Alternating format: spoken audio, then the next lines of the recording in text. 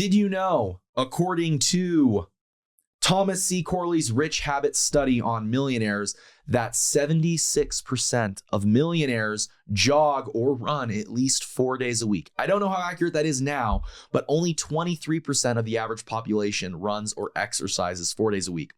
So the question is fitness the reason people get rich, or do rich people just have the time to work out? Today, we're going to dive deep into that with certified trainer Nathan Brennan.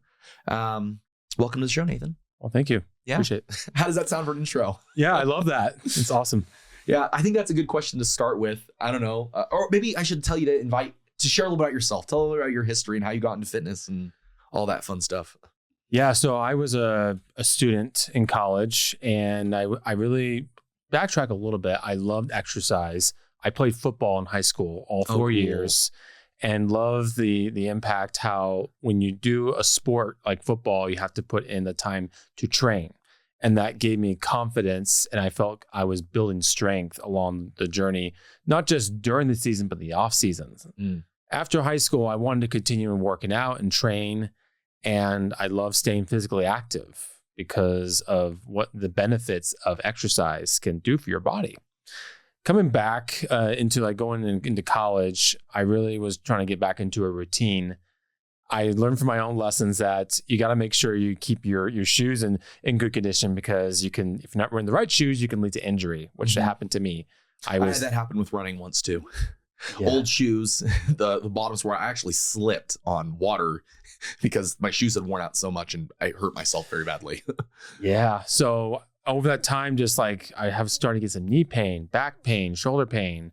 And some of this was due to just how my body just was not the same from before, because my gut health was just not the right, proper where it needed to be. So it took about 5 years to figure out all this pain in my body. Oh, wow. Because I worked with an acupuncturist, a nutritionist, and then we kind of figured out there were some food sensitivities I developed over time. Once I got that over, that part of taken care of, I was able to work, okay, let's get the exercise down, because I wasn't trained properly too. That's, making sure you're wearing the right shoes, making sure that you are getting the right exercises to help target the muscles to help develop the strength. And using proper form when you're lifting. Yes. I hurt my back a while back, deadlifting. And it was definitely, I did the wrong form. It was only 300 pounds. It wasn't a crazy, well, I don't know. For some people, I suppose 300 is a crazy deadlift, but it was just it was 305. And just, I had my back in a weird position and I hurt my back and I was in pain for 2 weeks. It was not fun. So proper form is definitely helpful too for lifting well. Yeah. So continuing on, I got certified as a personal trainer. And in this time, I was in this pain period, we'll say 5 years. I was like, man, there's got to be more. Why am I having this pain? And trying different ways through physical therapy, chiropractor, massage. And it was just a little short-term feeling better, but it wasn't fixing the whole issue. So just combining the right nutrition and exercise helped. Once I kind of got that taken care of, I was able to get more into doing races like Ragnar relays, Spartan races, and then kind of getting more into hikes. And, I obviously was training in the weight room more consistently, and I felt like I was gaining my confidence back because I believed in myself and knew that I was worth it. Yeah. Oh, I like that. Having that confidence in yourself, I think, gives more. It's giving propulsion to keep on keeping on, right? When you have wins, it makes it easier to keep on winning. Yeah, it definitely does. And that's when you have confidence in that aspect, you can feel you can do more things. Okay, you're worth, your self-worth, be able to invest in yourself. So we're talking about finances and all that. And I'm worth it. And I want to be able to leave a legacy behind. So I know that I'm worth it because I take care of myself and develop the habits, not just physically, but just building wealth and knowing that you are worth it. Yeah. That's actually a good segue into the topic of money and fitness, because the more I've looked into it, like that study, said that 76% of millionaires run or jog at least 4 days a week, and that was an older study, the Thomas C. Corley Rich Habit study, but it's okay, well, right, do people that are wealthy become fit, or do fit people become wealthy, or maybe there's overlap, because not everyone that's wealthy is physically fit, but it's like, oh, what's the correlation between that? And I think there's a little bit of that mindset. Like when you invest your time and you feel confident about yourself, like it's easier to make better financial decisions. Yeah, I think it all comes down to your habits and the beliefs are in, we talk about in your mind and so forth. Habits, there's good habits and bad habits. And when you develop those good habits to help you to live a healthy life, it's going to carry you longer in life. And we talk about money. Money can be a really complex topic, but when you develop the habits of your health, you're able to make better decisions overall in your life. If we're talking about money, be able to, invest, into your family's future or yourself. Because I've seen others who spend, and this is not always the case, but sometimes someone might be out of shape. Someone might not be, having good financial habits. But if they can kind of start just some habits on just overall health, just going out and walking, going out and hiking or a jog or something that it gives you that confidence and the science in the book with Rich Habits that was written by Thomas Corley, having those habits are going to carry a long way if they're, positive habits, because it's so important to, it's all about belief. It really is. And you have that belief in yourself, it's going to carry you a little farther in your health and in your finances. Because I've seen others that just don't have good basic habits on with the financial, because it can relate to the health as well. Yeah, that totally makes sense. I'm thinking about one example of a good habit is waking up early. Right? Like a lot of people that I know that are like the super high echelon of achievers, that have 7-8 figure companies and, like that sort of like lifestyle. A lot of them, they're posting pictures of them going on runs at 5:30 in the morning, right? They're showing pictures of them deadlifting at 6 a.m., right? Like they're waking up earlier than the average person. And I'm sure there's a correlation between waking up early and both performing well physically and also, financially, like people that are working on a side hustle or growing their business or, like working.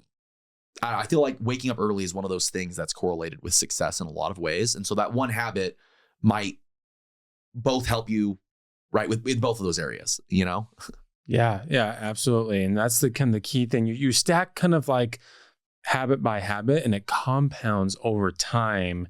And so like, again, your health and finances can be two separate, but when you combine those, you start to develop these rich habits that's going to carry you forward.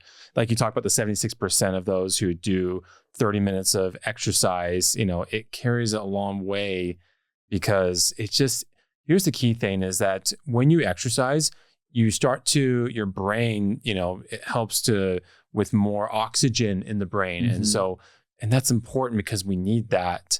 And when we do that, we start to have more, I don't want to say abundant thoughts, but it helps you grow your mind more than just kind of not doing anything and developing bad habits with finances and health. Well, yeah. Well, one of the things I was reading, this is like old memory coming back when you said that, as you exercise more, specifically with cardio, your heart strength improves, which does increase positive blood flow to your brain, but also higher levels of fitness, your VO2 max, the volume of oxygen, right? Is that the right phrase? VO2 max? Yes. Okay. I know it improves your VO2 max, which also improves the quality of the oxygenation of your blood going to your body, right? Because if there's more oxygen getting in your lungs with each breath, because of your fitness level, there's more oxygen getting into your blood. There's a higher percentage. And so it's just higher quality all around. Yeah. It really does. It's just like the amount of blood flow you let it go through in your body.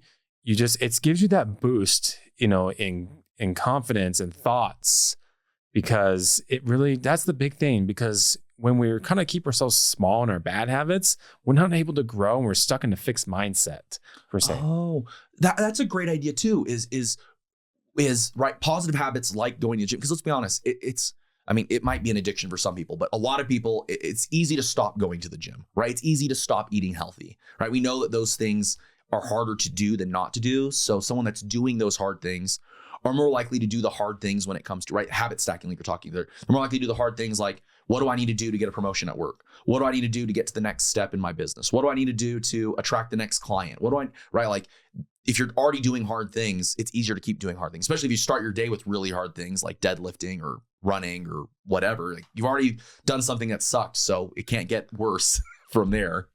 Yeah. And there's actually a book out there by Brennan Tracy he wrote called Eat That Frog. Yeah. Right. Yeah. And so eating that frog, that first thing, getting that exercise and just helping. Imagine just if you did that, getting that exercise in for 30 minutes, starting your day like that.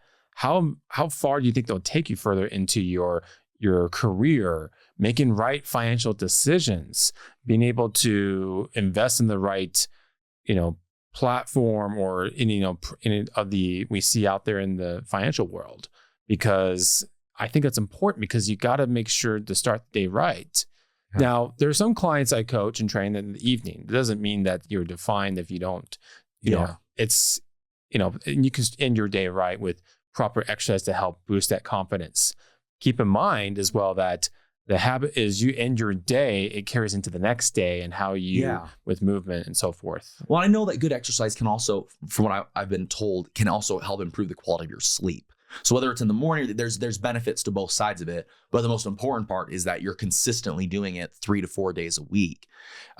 If you were to give someone like we're obviously not near the end, but one like, hey, if you were to change this one habit, like after listening to this whole episode, if you changed one thing that would improve your life the most, like what one bit of advice could you give that'd be like, do this, change this one thing, and it's going to make a huge difference?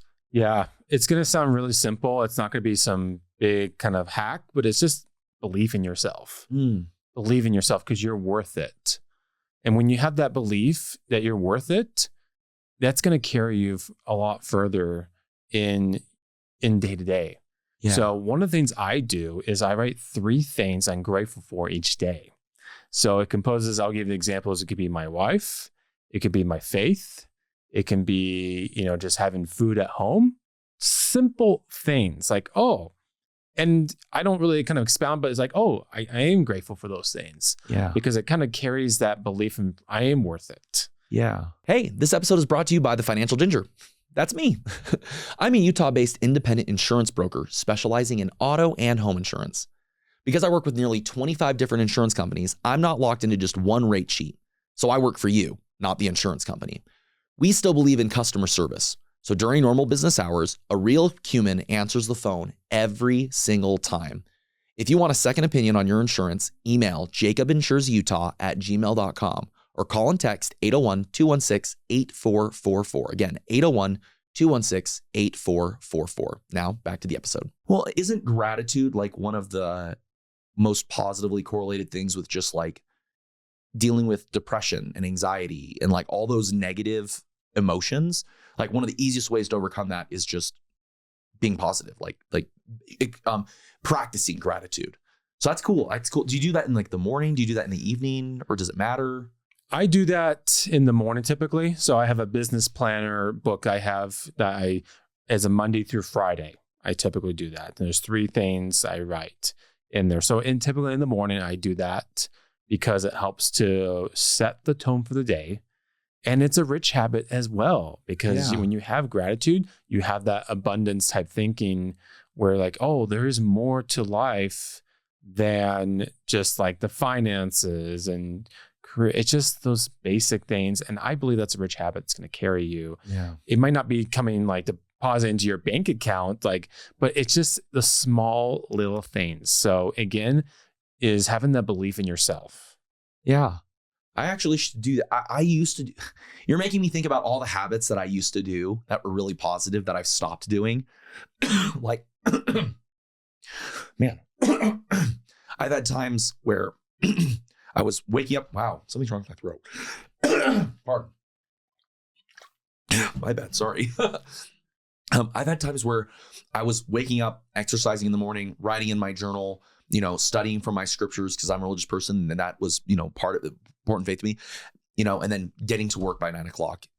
And like that sort of morning routine is so much different. And right, some of that was I'm doing those things with my wife too. I'm exercising and she's there with me. We're eating breakfast together. We're right. Like I've had times where we've been there. And I have other times where I'm struggling a little bit more. I'm kind of prone to depression. I've talked about it in other episodes, something I've struggled with for a long time. What about other times where I lay in bed until 8:30, quickly get ready, go to work, and I'm there at 9? Like, the difference in those 2 days is an absolute magnitude of difference, right? And what I'm able to get done as well, because at least for me, and I'm going a little bit off on a tangent a little bit here, right? Like, so I manage an insurance office. I've got 6 other insurance agents that I manage. Well, right now it's 5 other insurance agents that I manage. And I also have my own workload on top of that, and plus my own personal clientele that I'm getting, in addition to helping manage these other agents and help them with their needs and things like that. So there's a lot on my plate. But like, when I start my day right, and this is what you've made me think about, right? Like, expressing gratitude and getting exercise in, eating the big frog first, I feel like not only am I able to get those things done, but I'm doing better in how I communicate with potential clients. I'm doing better with how I'm able to spend my time to get more done. And sure, that maybe that's part of like this whole oxygen thing or whatnot. But maybe it's all those things, right? Maybe it's I'm improving my oxygen quality. I'm improving my blood flow and all of that because I've exercised for the day. I'm improving my mindset because I've expressed gratitude. Like, all those things stacked up on each other just make the whole day go better, So I appreciate what you're sharing, because it's not what I was expecting. Yeah. And it's just a matter of just that it's a simple gratitude that you have, because in this life, we're to expand. And so we talk about wealth. We want to be able to expand to help give to others, and our health, that we can be able to have the energy to, especially, what you do great, and everyone else, that we meant to be here to serve others. Yeah. It's not a selfish thing to just, to get extra. We all need to get the movement in so that we can be able to expand our minds and be able to serve others. And compared to when the times you don't get the movement, the exercise in, I think we can all relate to that. We can all contrast that. Yeah, we can all contrast that. Have you heard the idea that if you want something done, give it to the person that's already busy? Right? Like, the person that's already dealing with 6 kids and a business, and they're volunteering, and they're holding the HOA president, and right, like, they're already doing so much. Those people that somehow can magically do more. Like, it's like, oh, hey, I need you to do this, and they're like, oh, sweet, done, and they somehow get it done. But like, the person that's doing nothing, like, can't get anything done. I don't know what that principle is called. I'm sure someone will know and tell me in the comments, but I found that to be true. Like, the more you take on, the more your capacity grows, and you can do more. And I don't know, it's weird how that works. Yeah, it really is. And so we're meant to be expanding and grow. We're not meant to be stagnant and to be complacent.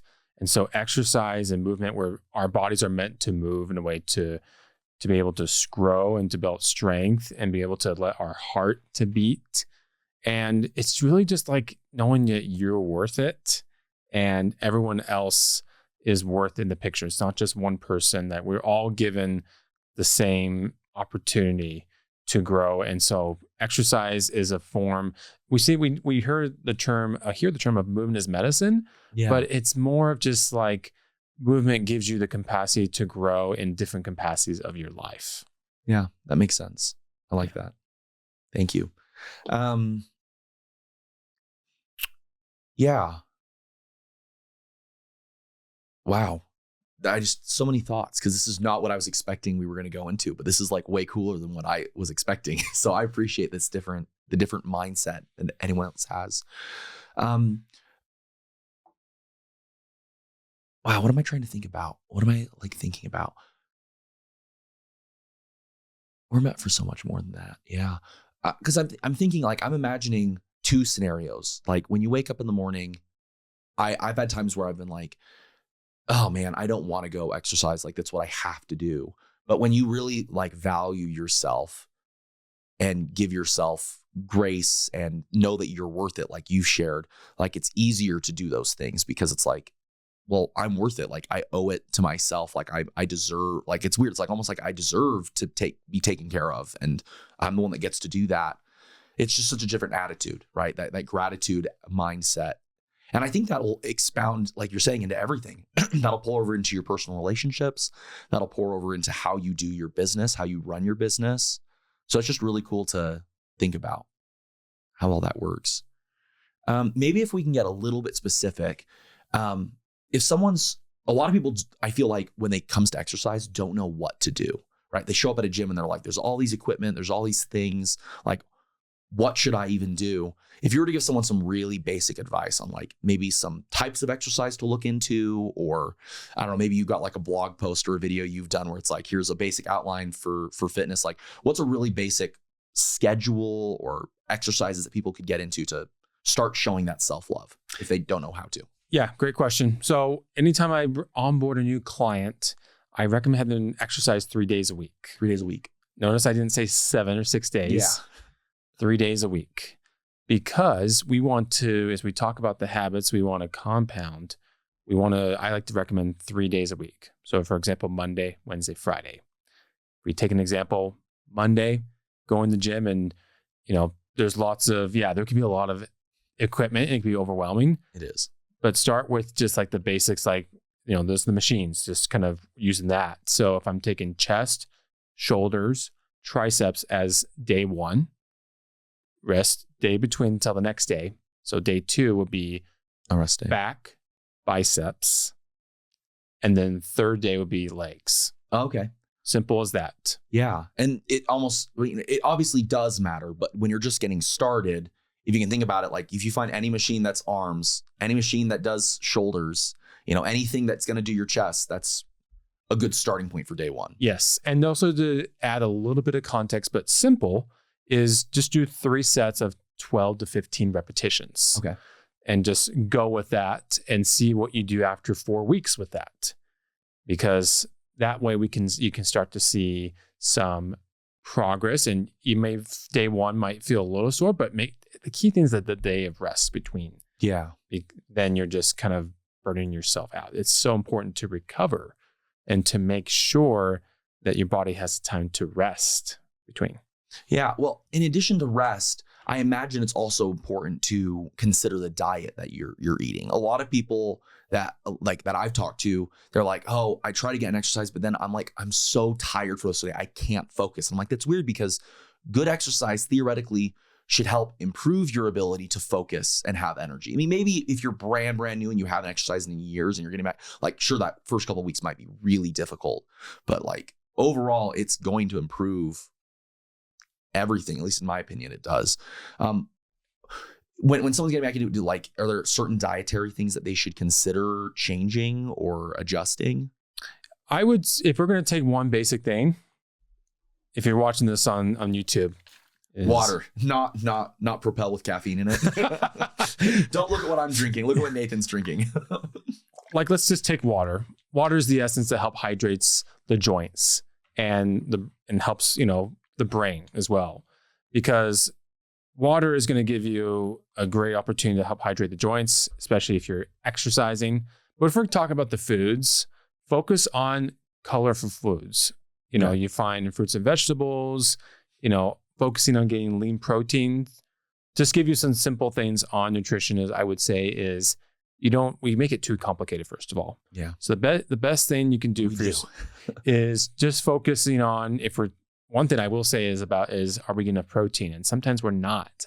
I know for me, when I track my nutrition, I'm not getting as much protein in, because a lot of it, like for me, developing the food sensitivities of dairy, and not getting the yogurt. But to give you kind of a visual is, look at the palm of your hand. Okay. Mm-hmm. Look at it and see that palm of the hand, and you want to get a palm size or 2 each meal.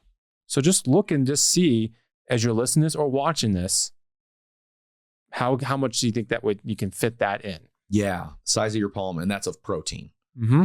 Gotcha. And that could be ground beef, that could be chicken, that could be, are there vegetables that would qualify into that? Maybe like chickpeas or something? Chickpeas do have that. Yeah, garbanzo beans. Yeah, they have a little bit of those as well, but I recommend getting lean sources of animal protein. Okay. Yes, you can find it in protein powder. You can find that. That's what I did this morning. So for example, a great way you can start your day is like having a protein smoothie, I recommend to get 30 grams of protein to start the day. because that's going to help your lean muscle mass, I should say. The key thing also is making sure that you're getting some mixed berries with the antioxidants. So for me, I had about almost 2 cups of mixed berries with the 2 scoops of protein powder, which is about 30 plus grams of protein, almost 40. And then I use almond milk because I don't do well with dairy. So you can also do coconut milk as well, but I just do the almond milk. I've used water. Is that okay? Yeah, absolutely. Yeah. Water is great. Water is the essence of it.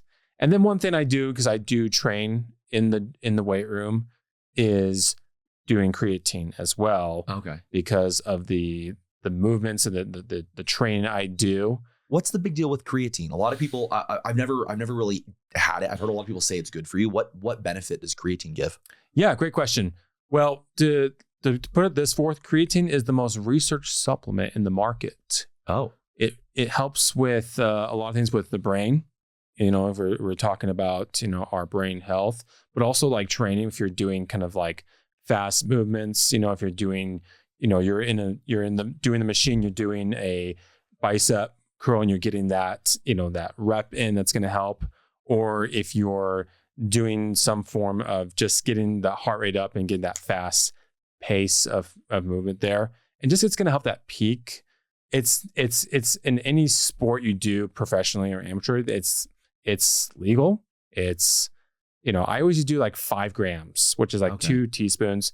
And I just put that in each day, and it just helps. It doesn't make you, your gut health doesn't like, I recommend creatine monohydrate. That's the most, recommended type, but it's just, especially if you're in the weight room a lot, go with that, because it's just going to help see the gains there and see. It increases your peak performance. So like it can get you like that last extra performance. Because I've heard when you're doing three reps of like 12 to 15, like the first 80% of those reps aren't doing a whole lot, because once your muscle starts getting tired, the last 20% are the big deal. So like if you're doing your that appropriate weight that you should be able to do where you can barely do 15 reps, if you stop at 13, like you lost 20% of the gains. I don't know how true that is, but like, so creatine can make it a little bit easier to get those last couple of reps in. Yeah, we're just like in that really, if you look at an athlete, they're doing the 100-meter type run on the track. That's going to help you activate that system in your body. But if you're not a sprinter, it's just important, especially in the weight room and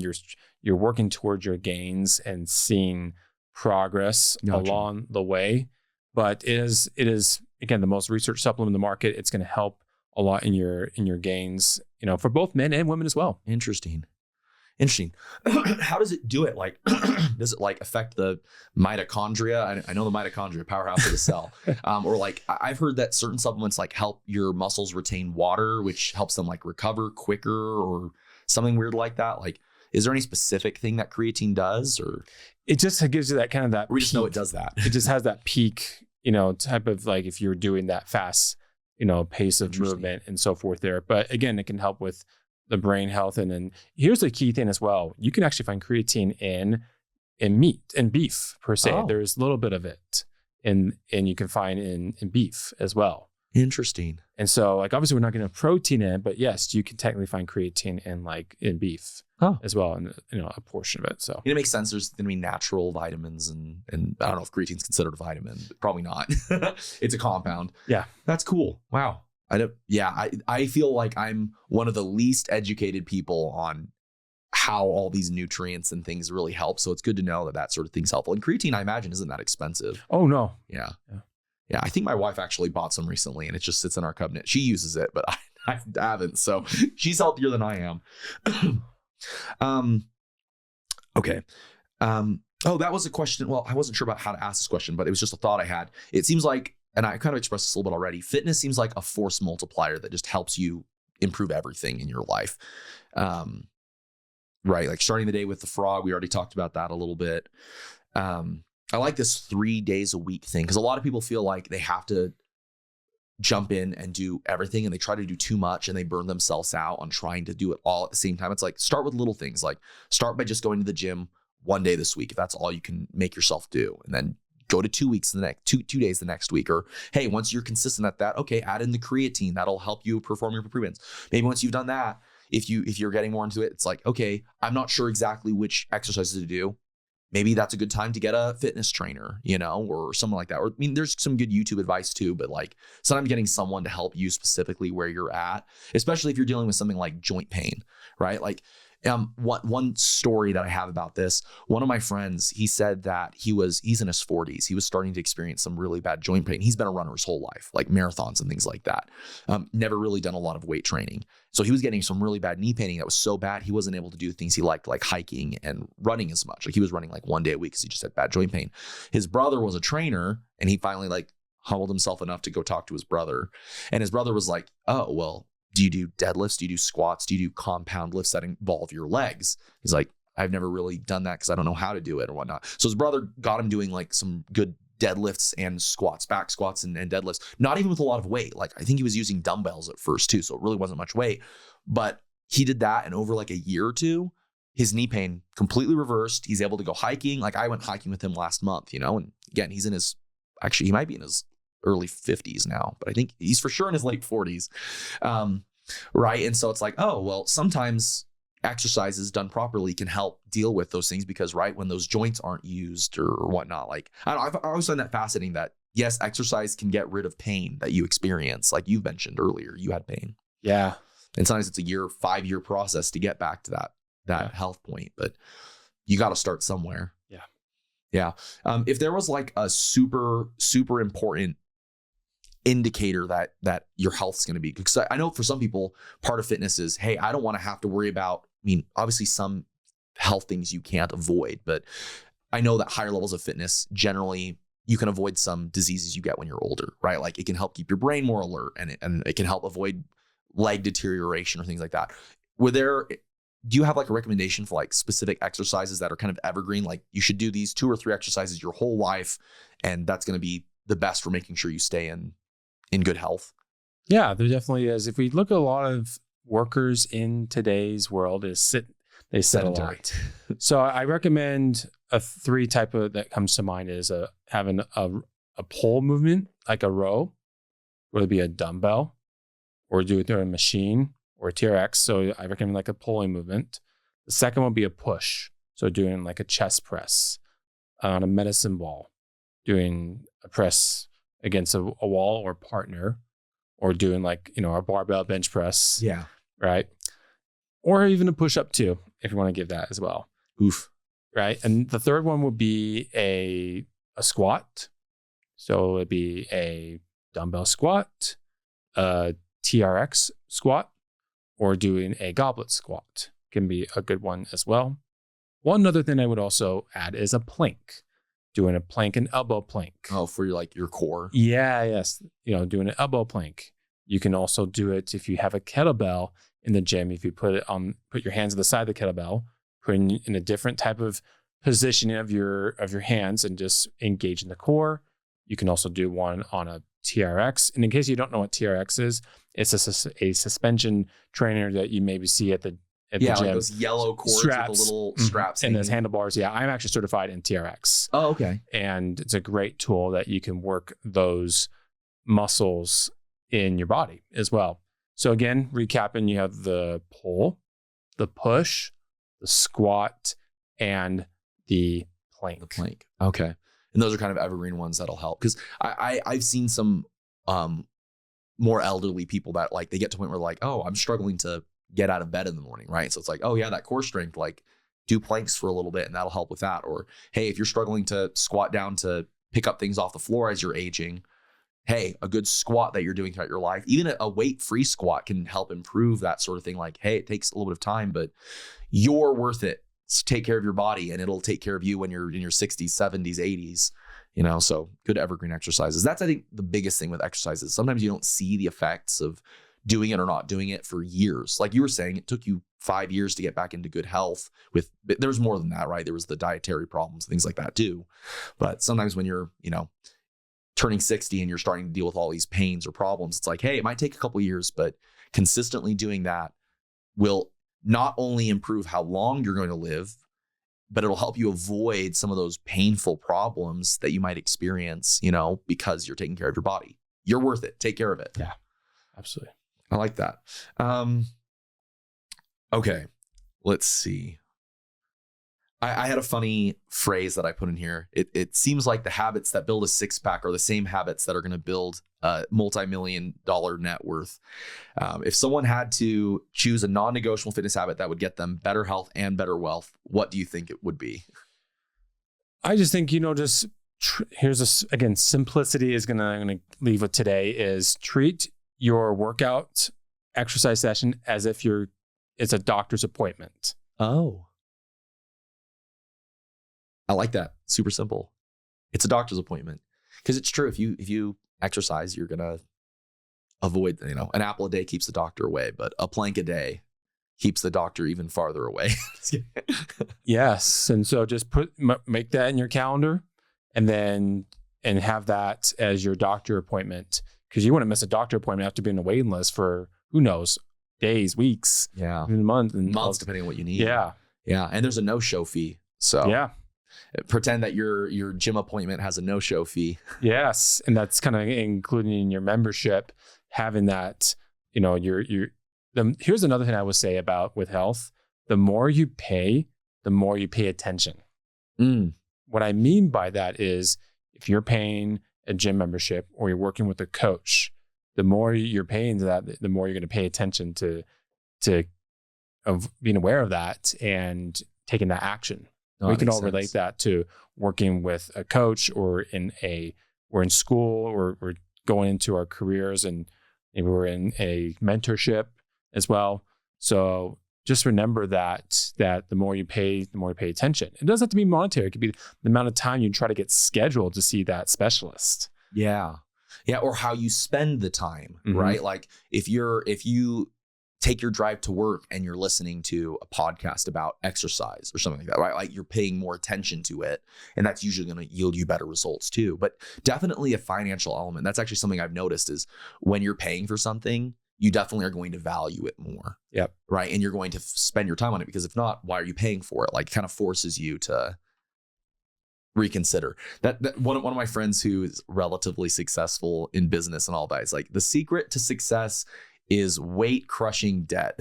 He obviously doesn't recommend debt for no reason, right? But like, it's not like you're going to credit card debt to buy lotto tickets, right? It's like, no, I'm going into debt to buy a house. I'm going into debt to finance starting a business. I'm going into, right, or whatever. I'm not saying that debt's a good thing, but it's a tool. And if you have something like that, you have to pay attention, right? If you're paying a fitness trainer, you have to pay attention. It's also an accountability partner. Right? Someone that's going to be like, hey, how are you doing? Hey, I'm going to touch base with you today. Hey, did you get your exercise in? Do you need me to give you some feedback on something, or whatever it is? I've had a fitness coach a couple of times in my life, and those are the times that I was better about it. Yeah. Who'd have thought paying someone to tell you what to do is going to make you do that thing? That's cool. Let's see. Oh yeah, that was actually something that I had saved in my little notes too, was like, people who become millionaires don't hire trainers because they're lazy. They do it because they understand return on investment, right? It's not a luxury to have a trainer. It's leverage to have a trainer. You're leveraging your money to force you to use your time a certain way. Yes, because here's the key thing I will say, if we're talking from a money standpoint, if you invest in something or you spend, you can always get that money back, if you spend it on something, but you'll never get your time back. What I mean by that, as we age, we start to lose muscle mass, and we can't, we'll never get that time back.